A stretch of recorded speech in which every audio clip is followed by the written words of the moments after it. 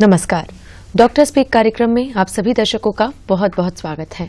दर्शकों, स्वास्थ्य एक ऐसा महत्वपूर्ण विषय है जिस पर लोगों को ध्यान देने की आवश्यकता होती है, क्योंकि मानव शरीर एक जटिल मशीन है और उनका स्वास्थ्य अनमोल खजाना होता है उनके जीवन में। तो दर्शकों, आज इस कार्यक्रम में हमारी चर्चा का विषय है स्पॉन्डिलोसिस, कारण एवं उपचार। और इस विषय में अधिक जानकारी देने के लिए हमारे स्टूडियो में आज उपस्थित है doctor Supriya Arangi, medical officer, homoeopathy, AYUSH hospital. तो डॉक्टर सुप्रिया, आपका हमारे इस कार्यक्रम में बहुत बहुत स्वागत है। धन्यवाद जी। तो दर्शकों, हम आपको बता दें कि यह एक लाइव फोन इन कार्यक्रम है। विषय से संबंधित किसी भी प्रकार के सवाल आप हमसे पूछना चाहते हैं तो आपकी टीवी स्क्रीन पर नंबर दिखाए जा रहे हैं, आप हमें कॉल करके अपने सवाल पूछ सकते हैं और इस कार्यक्रम से जुड़ सकते हैं। तो सबसे पहले डॉक्टर सुप्रिया, हम आपसे जानना चाहेंगे कि स्पॉन्डिलोसिस होता क्या है और ये कैसे होता है? स्पॉन्डिलोसिस एक वेयर एंड टियर इफेक्ट जो इफेक्ट करता है स्पाइन को हमारे। जी। तो इसमें जो है आपका, इसको जानने से पहले इसका एनाटॉमी देख लेते हैं। एनाटॉमी इसका ऐसा है कि ब्रेन से डायरेक्ट स्पाइनल कॉर्ड जो होता है ब्रेन से निकल के आपका नर्व रूट तक आता है, एकदम नीचे तक का, जो हमारा रीढ़ की हड्डी हम लोग जो बोलते हैं। तो जो स्पाइनल कॉर्ड सबसे अंदर वाला जो नरम वाला हिस्सा होता है, इसका काम होता है ब्रेन से जो भी इम्पल्स आता है, स्टिमुलेशंस आता है, उसको लेके बॉडीज में भेजना। जी। ठीक है। पहले जो है इसका स्पाइनल कॉर्ड कवर होता है स्पाइनल कैनाल से, उसके बाद वो वर्टिब्रा से कवर होता है, और हर एक वर्टिब्रा एक आपका डिस्क से, इंटरवर्टिब्रल डिस्क से वो सेपरेटेड होता है, एक के ऊपर एक रहता है। ठीक है। इस तरह करके आपका 31 तक का है। ये डिवाइड होता है। फर्स्ट जो आपका 7 है सर्वाइकल वर्टिब्रास है, उसके बाद थोरैसिक 12, उसके बाद लंबार, फिर आपका सैक्रम एंड लास्ट में कॉकेक्स है। ठीक है। ये लास्ट में, ये पहले 4 रहते हैं, फिर बाद में इन्फ्यूज हो जाते हैं जैसे जैसे टीनेज अटेंड होता है। तो इसमें जो आपका डिजेनरेशन शुरू हो जाता है, इसको स्पॉन्डिलोसिस बोलते हैं। और इसका एक अभी सीधा सरल एग्जांपल मैं आपको बताऊं तो टेंट हम देखते हैं ना, जब पिकनिक वगैरह में जब जाते हैं टेंट बांधते हैं, टेंट का बीच का एक सेंटर रहता है, साइड से जो उसका जो क्लोथ होता है वो गड़ा हुआ होता है। उसी तरह स्पाइनल कॉर्ड जो हमारा सेंट्रल है बॉडी का, ठीक है, उसके सपोर्टिंग स्ट्रक्चर्स रहते हैं, जैसे मसल्स है, टेंडन्स है, टिश्यूज है, ये सारे लिगामेंट्स हैं, ये सारे उसको सपोर्ट देते हैं। अगर इसमें कुछ प्रॉब्लम आ जाता है डिस्क के प्रॉब्लम की वजह से, तो उसमें क्या है, आपका ये डिजेनरेशन शुरू हो जाता है, और इसी को स्पॉन्डिलोसिस बोलते हैं। जी। इसके क्या प्रकार होते हैं स्पॉन्डिलोसिस के? हाँ, जैसे कि अगर मैंने बोला है कि अगर सर्वाइक मतलब ऊपर का जो C1 से लेके C7 तक का है, तो उसको सर्वाइकल यानी कि नेक को बोलते हैं, सर्वाइकल स्पॉन्डिलोसिस बोलते हैं उसमें। ये इसको और तरीके से सर्वाइकल आर्थराइटिस भी बोल सकते हैं, ऑस्टियोआर्थराइटिस ऑफ नेक। ठीक है, इसका और एक नाम है। उसी तरह थोरैसिक में अगर थोराइटाइटिस जो होता है, उसके बाद लंबार में अगर है तो लंबार स्पॉन्डिलोसिस में आ जाता है, और आर्थराइटिस ऑफ लंबार बोन को बोलते हैं। तो ये इसके भाग हैं। वो आज के जनरेशन में ये जो है आपका डिजेनरेटिव जो प्रोसेस है, ये एज रिलेटेड है। एज के हिसाब से जो हमारा डिजेनरेशन होता रहता है वो थोड़ा बहुत चलता रहता है। लेकिन पहले जो है 85% केसेस जो हैं पहले 60 इयर्स के बाद होता था, ये जो डिजेनरेशन प्रोसेस था। आज के लाइफस्टाइल के वजह से, आज के प्रॉब्लम, आज के जो हाई स्टैंडर्ड ऑफ लिविंग के वजह से क्या हो जाता है कि वो जो 60 के बाद में जो बीमारियां होने वाली होती हैं, ये जो प्रॉब्लम है, ये आपका 30s में ही यंगस्टर्स में आने लग गए हैं। मैक्सिमम जो बच्चे हैं, स्कूल गोइंग स्टूडेंट्स हैं, कॉलेज गोइंग स्टूडेंट्स हैं, हमारी जो लाइफस्टाइल है इसके चलते वो अभी ज्यादा मतलब पहले आने लग गए हैं, 30s में होने लग गए हैं ये बीमारियां। जी। जैसे कि आपने बताया स्पॉन्डिलोसिस के प्रकार के बारे में, तो जो सर्वाइकल स्पॉन्डिलोसिस है, इसके कारण क्या होते हैं और इसके लक्षण क्या होते हैं? जी, पहले तो है इसका कारण में 4 मेजर कारण है। एक है आपका डिहाइड्रेटेड डिस्क है आपका, देन आपका हर्निएटेड है, देन आपका बोन स्पर फॉर्मेशन है, उसके बाद आपका लिगामेंट स्टिफनेस है। ये 4 भागों में है। डिहाइड्रेट अगर बोला जाए तो मैंने अभी आपको थोड़ी देर पहले बताया था कि वर्टिब्रास जो होता है वो इंटरवर्टिब्रल डिस्क से सेपरेटेड होता है। जो एक वर्टिब्रा दूसरे वर्टिब्रा के ऊपर रहता है, उसके बीच में एक छोटा सा इंटरवर्टिब्रल डिस्क रहता है, जो कि 2 लेयर से बना हुआ होता है। पहला जो है आपका कार्टिलेज वाला होता है, दूसरा उसके अंदर में सेमी फ्लूइड लिक्विड रहता है। आप लोग बोलते हैं ना कि हड्डी के अंदर का लिक्विड या जो पानी है सूख गया, वो तो जो सूख गया हम लोग बोलते हैं, वो डिहाइड्रेट आपका ये है प्रोसेस है। तो उसमें क्या है, पानी जो अंदर का जो सेमी लिक्विड है वो कोई कारण के वजह से सूख जाता है या हर्निएट हो जाता है, यानी कि अगर डिस्क एक के ऊपर एक रखा है, कहीं में फ्रैक्चर आ गया, कहीं कार्टिलेज जो है टूट गया या एज की वजह से ज्यादा सख्त हो गया, तो वो जो लिक्विड है वो बाहर निकलने लग जाता है और वो स्पाइन को कॉर्ड को जो है इफेक्ट करने लगता है। तो उसकी वजह से क्या है आपका, उसको आपका हर्निएटेड बोल देते हैं, मतलब प्रोसेस जो कॉज है। उसके बाद है जो स्पर फॉर्मेशन वाला, बोन स्पर जो होता है, इसमें क्या होता है थर्ड स्टेज में, इसमें आपका हमारा जो बॉडी का है, हर सबका ही है, हर बॉडी में जो होता है जब कोई चीज लॉस हो जाता है, घिस जाती है, जो रीढ़ की हड्डी जब एज की वजह से घिसने लग जाती है, डिजेनरेट होने लग जाती है, तो बॉडी का जो अपना ऑटो इम्यून सिस्टम है वो क्या करता है, बोन मतलब कैल्शियम डिपोजिट करके वो रिकवर करने की कोशिश करता है। तो वो जो एक्स्ट्रा बोन बनाने लगता है, जो कैल्शियम की वजह से जो बनने लगता है, जो कैल्शियम डिपोजिट्स होने लगते हैं, उसको स्पर बोलते हैं। तो वो क्या हो जाता है, जो डिस्क नॉर्मली जो होल रहता है ना, वो जब कैल्शियम बनने लग जाता है वो नैरोइंग शुरू हो जाता है उसमें, तो उसको बोलते हैं आपका स्पर फॉर्मेशन। और वो जो है कभी कभी टेढ़ा बेड़ा, सर्कुलर हिसाब से तो बनेगा नहीं, टेढ़ा बेड़ा हिसाब से जब बनने लग जाता है और जब वो स्पाइन को चुभने लगता है, वो भी एक तरह का डैमेज क्रिएट करता है आपका कॉर्ड में। और एक लास्ट वाला जो है आपका लिगामेंट वाला, स्टिफनेस वाला, एक जो है एक लिगामेंट जो होता है आपका नॉर्मली एक बोन से दूसरे बोन को जोड़ के रखता है लिगामेंट, तो वो जब स्टिफ हो जाता है, टाइट हो जाता है, तब भी ये मतलब स्पॉन्डिलोसिस होने का कारण एक होता है।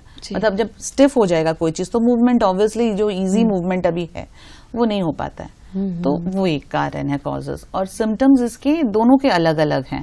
सर्वाइकल का जो सिम्टम्स है, लक्षण है आपका, सबसे पहले तो आपके पेन, जो साइड के मसल्स में पेन शुरू रहेगा, फिर टिंगलिंग होगा, मतलब हल्का हल्का जो टिंगलिंग सेंसेशन रहता, फिर धीरे धीरे स्टिफनेस में जाएगा, स्टिफनेस के बाद वो वीकनेस में जाएगा। ये जो गर्दन जो रिलेटेड जो मसल्स है, हाथ में टिंगलिंग सेंसेशन होने लगेंगे, बोन में मतलब शोल्डर ब्लेड्स में दर्द होगा, हमेशा एक मतलब सूजन, ये बर्निंग सेंसेशन रहेगा।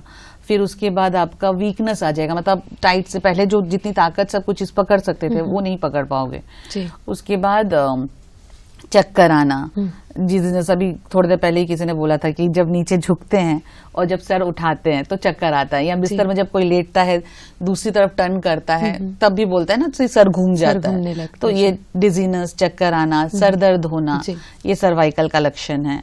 और एक है सबसे इम्पोर्टेंट जो है, जो लास्ट स्टेज में जाता है, पहले वीकनेस होता है, उसके बाद क्या है, इनएबिलिटी टू, ये हो जाता है, मतलब कोई चीज पकड़ना, एकदम पैरालिसिस टाइप का जो बोलते हैं ना, वो उस तरह में एकदम लास्ट स्टेज में चला जाता है। उसके बाद एकदम लास्ट स्टेज जो होता है आपका ब्लैडर और बबल इम्प्रूवमेंट, मतलब इनवॉलंटरी मूवमेंट हो जाता है, मतलब यूरिन होल्ड करके नहीं रख पाते हैं, तो वो लास्ट में वैसा उसका जो सिम्टम्स है धीरे धीरे जो प्रोग्रेसेस होता है वैसे जाता है। पहले जो है अर्ली, मतलब इसके जो 3 स्टेजेस हैं एक्चुअली सिम्टम्स के, पहला है अर्ली, फिर प्रोग्रेसेस, उसके बाद एडवांस स्टेज है।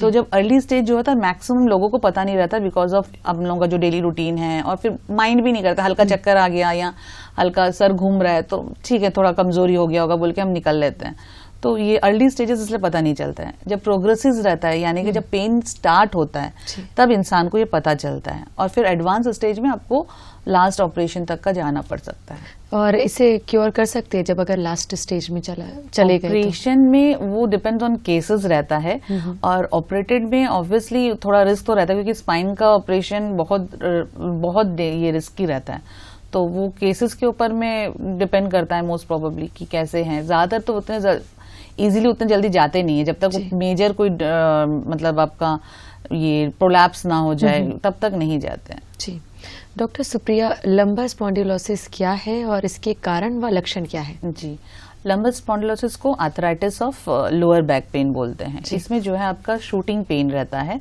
बटक में, और वो कभी कभी रेडिएट होकर नीचे तक जाता है, ठीक। नमनेस, वहां पे भी लेग्स में नमनेस रहता है, वीकनेस रहता है, अनएबल टू वॉक रहता है प्रॉपरली, देन आपका मतलब खड़े रहने पे दर्द होता है, बैठने में दर्द होता है, चलने में उनका जो एक खिंचावपन दर्द रहता है, लोअर बैक मतलब पूरा कमर को लेके नीचे तक का टिंगलिंग सेंसेशन, बर्निंग, पेन, वो सब जो है आपका लंबर स्पॉन्डिलोसिस का स्टार्टिंग में, मतलब प्रोग्रेसिव जो यूनिट रहता है उसमें वैसे सिम्टम्स दिखते हैं। जी, लेकिन ये होने के कारण क्या होते हैं? कॉजेज वही अगेन डिजेनरेटेड प्रोसेस है, हर्निएटेड डिस्क है, बोन स्पर फॉर्मेशन वाला है, और आजकल का जो डेली रूटीन में है आपका, जैसे कि हैवी वेट उठाना, देन पोस्चर हमारा सही नहीं रहता है। देखिए बहुत बार क्या हो जाता है, मोबाइल में घंटों तक बैठते हैं, कंप्यूटर्स में काम चलता है, तो हमारा जो पोस्चर सही नहीं रहता है, हम बैठते भी ठीक से नहीं है, तो हमारा जो पोस्चर है वो गलत हो जाता है। देन मैट्रेस आजकल थोड़ा मतलब सोने का जो स्टाइल है, रेस्ट जो स्पाइन हमारा मेन बैकबोन होता है, उसको अगर ठीक से सपोर्ट नहीं मिलता है, वो हो जाता है। सडनली कभी कोई हैवी वेट लिफ्ट हो जाता है, कभी उठा लेते हैं, झटका लग जाता है। तो और क्या डाइट में आपका थोड़ा आजकल जो मतलब ऊपर नीचे ओमेगा 3 की कमी की वजह से हो जाता है, कैल्शियम की कमी की वजह से ये सारी होती है, जेनेटिक कारण रहता है, और मेन जो है ये लेडीज में ज्यादा होता है देन जेंट्स। इसका कारण ये है कि लेडीज में ऑस्टियोपोरोसिस की प्रॉब्लम होती है, मेंसेस साइकिल जो उनका होता है ना, इनका हार्मोन की वजह से उनका कैल्शियम बहुत ये मतलब कम होता है बॉडी में, और मतलब ऑस्टियोपोरोसिस की प्रॉब्लम्स होती है उनको, उसके चलते हड्डियां वीक हो जाती हैं, जिसकी वजह से लेडीज को ये कंप्लेंट ज्यादा होती हैं। जी डॉक्टर सुप्रिया, सर्वाइकल स्पॉन्डिलोसिस की वजह से क्या हमारे जो ब्रेन है इस पर इफेक्ट पड़ता है? जी नहीं, जी एक्चुअली सर्वाइकल स्पॉन्डिलोसिस और ब्रेन का दोनों का अलग है। ये सिर्फ डिस्क में, स्पाइन जो डिस्क है हमारा उसमें काम करता है, उसमें इफेक्ट करता है वो, ब्रेन से इसका कोई रिलेशन नहीं है। लेकिन अब हम आपसे जानना चाहेंगे कि स्पॉन्डिलोसिस के रिस्क फैक्टर्स क्या हैं?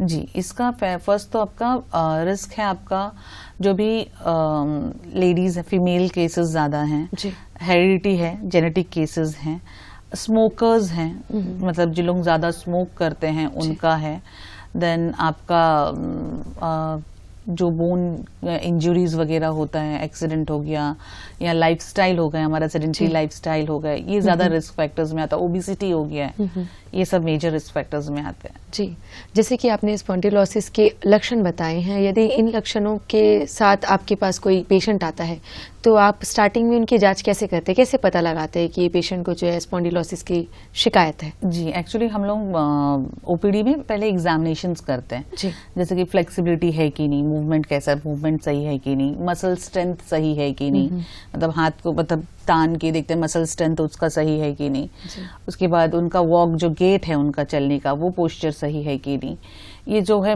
तो ऑन एग्जामिनेशन चलता है।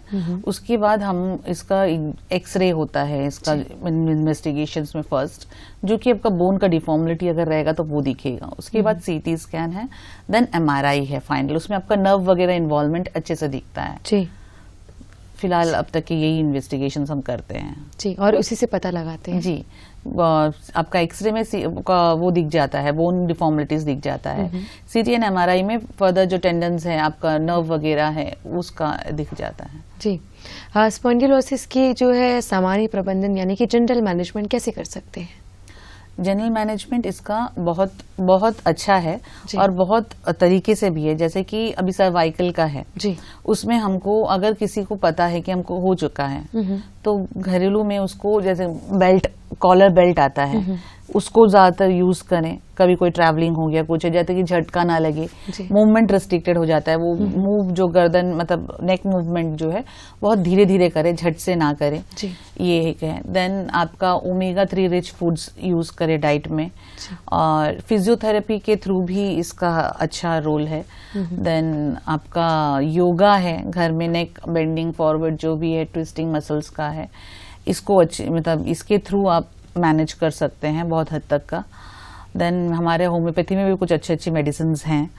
फिजियोथेरेपी का जो है हमारा 2 है, एक ILFT है और एक टेंस है, जो कि हल्का टेंस जो है आपका माइन्यूट करंट स्टिमुलेशन देता है, और जो एक IFT जो है वो आपका थोड़ा हाई स्टिमुलेशन रहता है, हाई वोल्टेज रहता है, उसके थ्रू भी हम ओपीडी में मैनेज करते हैं।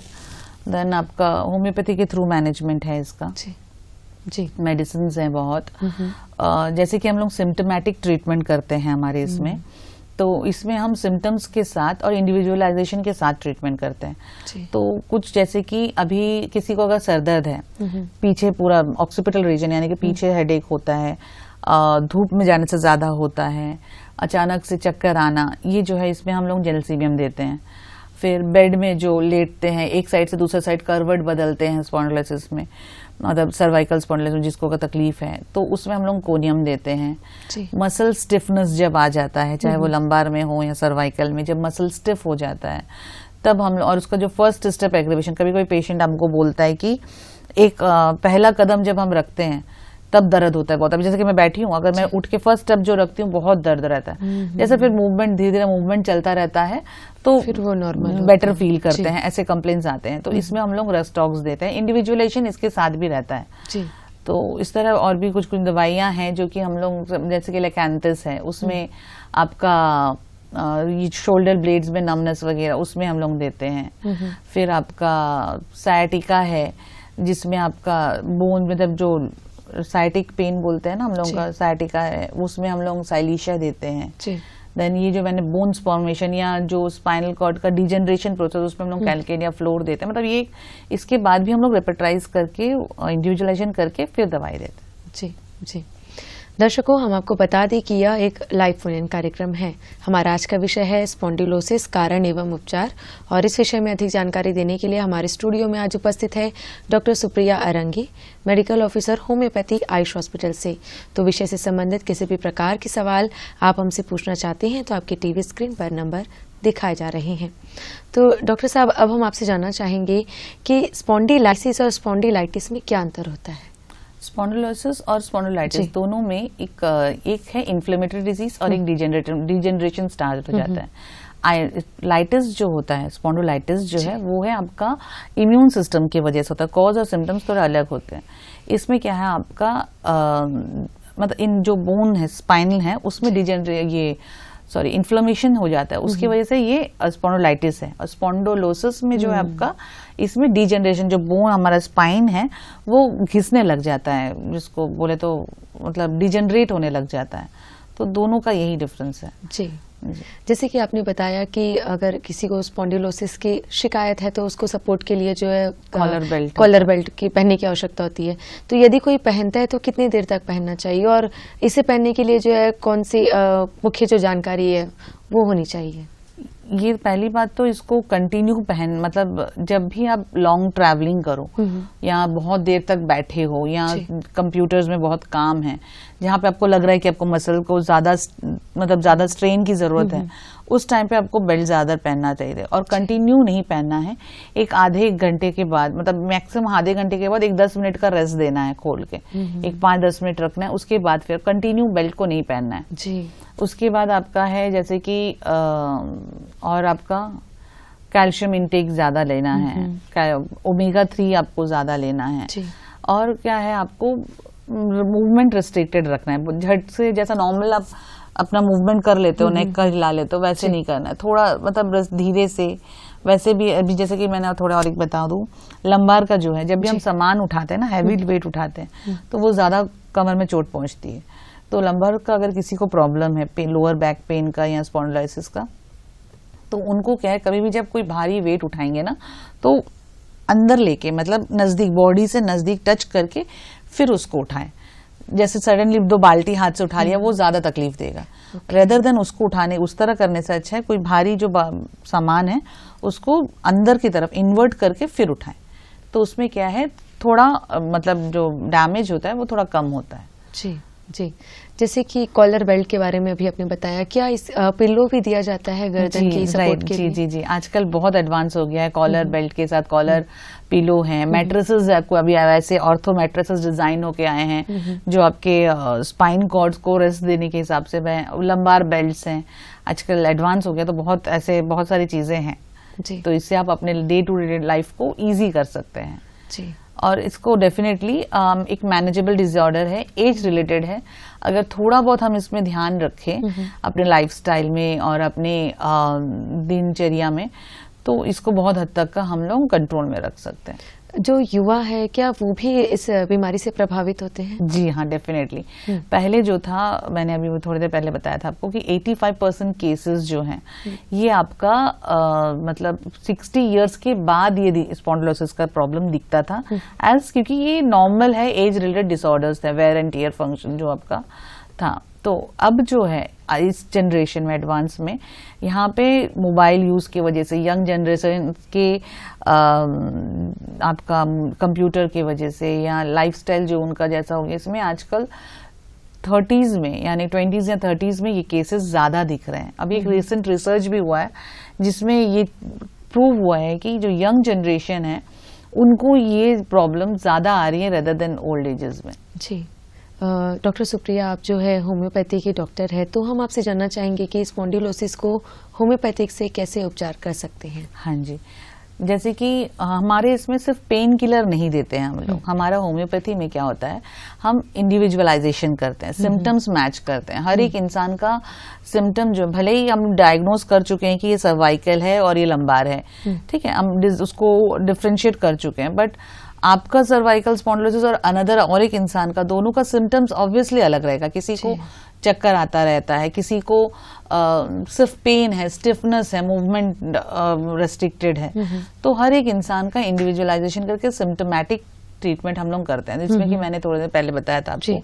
कॉल्चिकम है हमारा, कोलोसिंथ है, हाइपरिकम है जो यहाँ पे नर्व इन्वॉल्व होता है, जहाँ पे नर्व की दिक्कत होती है। डिजेनरेशन जो प्रोसेस शुरू हो जाता है उसमें हम कैलकेरिया फ्लोर देते हैं। ये जस्ट रैंडम है, लेकिन ये दवाइयाँ ही नहीं है, और हम इन्वेजाइजेशन करके फिर इसको देते हैं। कुछ रस्टॉक्स है, ब्रायोनिया है। ब्रायोनिया पेशेंट ज्यादातर कंप्लेन करेगा हैवीनेस ऑफ हेड बोलेगा, बहुत ज्यादा थर्स्ट मतलब प्यास लग रही होगी उनको, वैसा सिम्टम्स उनको रहेगा। देन आर्निका है जिसमें ऐसा पेशेंट ऐसा फील करेगा कि एज अ बिटन किसी ने उसको मारा है, वैसे दर्द होता है। वैसे सिम्टम्स दवाइयाँ हैं। जेलसीमियम है जिसमें ड्राउजीनेस, डिजीनेस और डेली मतलब वो रहेगा, वो चक्कर आना, सर दर्द, धूप में ज्यादा होना, ऑक्सीपिटल रीजन में ज्यादा तकलीफ होना, जी जी इसमें देते हैं। जी डॉक्टर सुप्रिया, अब हम आपसे जानना चाहेंगे कि लंबार स्पॉन्डिलाइसिस में क्या प्रिवेंट किया जा सकता है, कैसे जो इसकी रोकथाम कर सकते हैं हम? जी, पहले तो हैवी वेट्स नहीं उठा, मतलब हैवी वेट जो भी है उसको नहीं उठाना है। अगर घर पे कोई और नहीं है तो उसका भी तरीका है, जैसे मैंने बोला इनवर्ट करके। कोई भी हैवी वेट आप उठा रहे हो तो उसको सडनली जर्क के थ्रू नहीं करके उसको धीरे से मतलब अपने तरफ में लेके धीरे धीरे उसको मतलब जैसे कि बॉडी आपका प्रिपेयर्ड रहे उसको उठाने में, झटके में नहीं लेना है। देन आपका पोस्चर सही रखना है। जब हम लोग बैठते हैं, हम लोग काम करते हैं, पोस्चर का ध्यान रखना है। उसके बाद आपको डाइट्स में ओमेगा 3 जिसमें ज्यादा है, सैल्मन एक मच्छी है, टूना मच्छी, सैल्मोनल फिश, उस सब में ओमेगा 3 ज्यादा रहता है, वो लेना। मिल्क, नट्स, इन सब चीजों में रहता है, तो ये सब डाइट में ज्यादा इंक्लूड करना। देन आपका अगर किसी को है तो लंबार बेल्ट यूज करना, और योगा। और लंबार में अगर किसी को प्रॉब्लम है तो 2 योगा आसन है, एक है पवन मुक्तासन और एक है आपका क्या, एक तो पवन मुक्तासन है, दूसरा आपका मुद्रिका है, मतलब जहाँ एक सीधा लेट के हाथ सीधा करके आपको, वो पवन मुक्तासन बहुत इजी, मतलब इजी भी है और आपका पोस्चर को, लंबार को बहुत सपोर्ट भी देता है। जी, यदि किसी जो है लंबार स्पॉन्डिलोसिस का शिकायत हो किसी को, तो क्या वे जॉगिंग कर सकते हैं, उनके लिए अच्छा है या नहीं? ये बहुत अच्छा सवाल है आपका। जॉगिंग एक्चुअली लंबार वाले को नहीं करना चाहिए जी। वो चाहिए तो वॉकिंग कर सकता है, स्मॉल स्टेप्स में वो वॉकिंग कर सकता है, स्विमिंग कर सकता है। ये सब जो है उसके मसल्स को स्ट्रेंथ करेंगे, लेकिन जॉगिंग उनको नहीं करना चाहिए। जॉगिंग में क्या है, वो जो कुशन है ना, जैसे मैंने बोला था ना, वर्टिब्रा इंटरवर्टिब्रल डिस्क रहता है, वो कुशन का काम करता है, तो उसमें उसको इफेक्ट पड़ेगा, उसमें और ज्यादा केस बिगड़ने का चांसेस है। जी, स्पॉन्डिलोसिस को ठीक करने के लिए क्या सर्जरी की आवश्यकता होती है, और यदि होती भी है तो कब होती है? ये बहुत लास्ट स्टेज, जब डिस्क बल्ज हो जाता है या हर्निएटेड हो जाता है, उसके बाद ये इफेक्ट करता है। अदरवाइज स्पॉन्डिलोसिस का जो आपका मैनेजमेंट बहुत इंपॉर्टेंट है। आपका सर्जरी करते हैं, that is also last stage, जब बहुत ज्यादा डिजेनरेशन में पहुंच जाता है तब। अदरवाइज इसको हम लोग मैनेजेबल में है, दवाई के थ्रू और मेंटेनेंस के थ्रू, लाइफस्टाइल के थ्रू इसको मैनेज कर सकते हैं। जी डॉक्टर सुप्रिया, ऐसे बहुत सारे लोग हैं जो यदि कोई भी बीमारी हो तो सोचते हैं कि इसका हम घर पर इलाज कर देंगे, घर पर ही ठीक हो जाएगा, तो कुछ ना कुछ घरेलू उपचार करते हैं। तो क्या इस बीमारी के लिए घरेलू उपचार उपलब्ध हैं या कुछ है? है ना, योगा हम लोग डेली करें तो भी अच्छा है। मैंने अभी जैसे कि बोला 2 योगा आसन है, एक पवन मुक्तासन है और एक आपका क्या तो समुद्र मुद्रासन, ऐसे मुझे ठीक से नहीं याद आ रहा है अब। एक तो वो है, तो योगा का कुछ कुछ आप मतलब एक ये 2 स्टेप्स रहते हैं। दूसरा आपका डाइट से मैनेज कर सकते हैं, लंबार बेल्ट यूज कर सकते हैं, पोस्चर सही करना है आपका, हैवी वेट्स नहीं उठाना है। और घर से मैनेज बोले तो मालिश जो होता है ना, घर में हम लोग जो सरसों का तेल से थोड़ा उससे हल्का मालिश कर सकते हैं लोअर डाउनवर्ड मोशन में, इतना ही कर सकते हैं। इससे ज्यादा अगर फोर्सफुली अगर कभी मालिश से भी पहले ना डॉक्टर से पूछो ज्यादा अच्छा रहता है, क्योंकि कभी कभी जो है अगर डिस्क हर्निटेड वगैरह रहता है ना तो उसमें आपको प्रॉब्लम हो जाता है। तो हल्का अगर जब मालिश भी अगर करते हो तो हल्के हाथों से। जी डॉक्टर सुप्रिया, जो स्पॉन्डिलोसिस बीमारी है, क्या यदि किसी को हो तो उसके बाकी जो शरीर के अंग है उसे भी ये प्रभावित करता है? जी, एक्चुअली स्पाइनल कॉर्ड का काम है मतलब टच, प्रेशर, पेन, ये सेंसेशन पहुंचाना, ब्लडर्स को ये करना। तो बाकी अंगों में तो नहीं, लेकिन हाँ सेंसेशन में नर्व का जो पेन है, नर्व रिलेटेड, उस पर जरूर इफेक्ट करता है। दूसरे ऑर्गन्स में नहीं करता है, बट नर्व के थ्रू जो पेन होता है ना, जैसे स्टिफनेस रहता है, पेन उसमें इफेक्ट करता है, ऑर्गन्स में नहीं करता। जी जी। तो डॉक्टर सुप्रिया, हमें जो है यदि किसी को स्पॉन्डिलोसिस हुआ है तो क्या परहेज करना चाहिए और किस तरह की सावधानियां अपनानी चाहिए उनको? जी, पहली बात तो परहेज करे तो लाइफस्टाइल को हमको चेंज करना चाहिए। सबसे मेजर इंपॉर्टेंट रोल वही है कि थोड़ा अगर कोई कंप्यूटर में कंटिन्यू काम कर रहा है, एक आधे घंटे काम करने को तो एक 5-10 मिनट का ब्रेक ले लें। फिर फोन जो है 24 आवर्स हम लोग ऐसे ही झुके झुके, तो उसमें थोड़ा ध्यान रखना चाहिए। देन डाइट में, ऑब्वियसली डाइट में इसलिए बोल रही हूँ क्योंकि हर चीज हमारा इसी से ही रहता है, आहार से जुड़ा होता है, तो डाइट में ज्यादा ध्यान रखना चाहिए। देन लाइफस्टाइल चेंजेस हैं, कोई हैवी वेट ना उठाएं। देन और आपका एक्सरसाइज या योगा डेली लाइफ में उसको इम्प्लीमेंट करें। हमारे आयुष में योगा का सेशंस भी होता है morning and evening, that is free of cost. अगर कोई मतलब इंटरेस्टेड है पब्लिक, वो आके कर सकते हैं। तो लाइफ को जितना आप सिंपल और जितना इजी रखेंगे और जितना मतलब हाई फाई गैजेट से हम अपने आप को दूर रखेंगे, उतना ही हम अपने आप को सेफ रखेंगे। जी, और चलते चलते आप हमारे दर्शकों को क्या कहना चाहेंगे? इतना ही कहना चाहूंगी कि ईट वेल, अच्छे से खाइए, अच्छे से रहिए, और अगर थोड़ा भी कुछ अगर आपको लगे उसको अंडर एस्टिमेट ना करें कि भाई हो जाता है, तुरंत आए, डॉक्टर को दिखाएं और उसका दवाई लें। होम्योपैथी में इसका बहुत अच्छा रोल है, क्योंकि बहुत बार क्या होता है ना कि पेन किलर से ही बहुत बार रुक जाता है, लेकिन वो हमेशा सॉल्यूशन वो नहीं होता है। दर्द कम हो जाता है, बट वो इलाज नहीं है। इलाज नहीं होता, प्रॉब्लम वहीं पे रह जाती है। तो होम्योपैथी में बहुत अच्छा इसका इलाज है, कोई साइड इफेक्ट नहीं है। बहुत पब्लिक जानते नहीं है, कि उनको लगता है कि इसका ऐसा ट्रीटमेंट नहीं हो पाता है। तो होम्योपैथी में बहुत अच्छा ट्रीटमेंट है।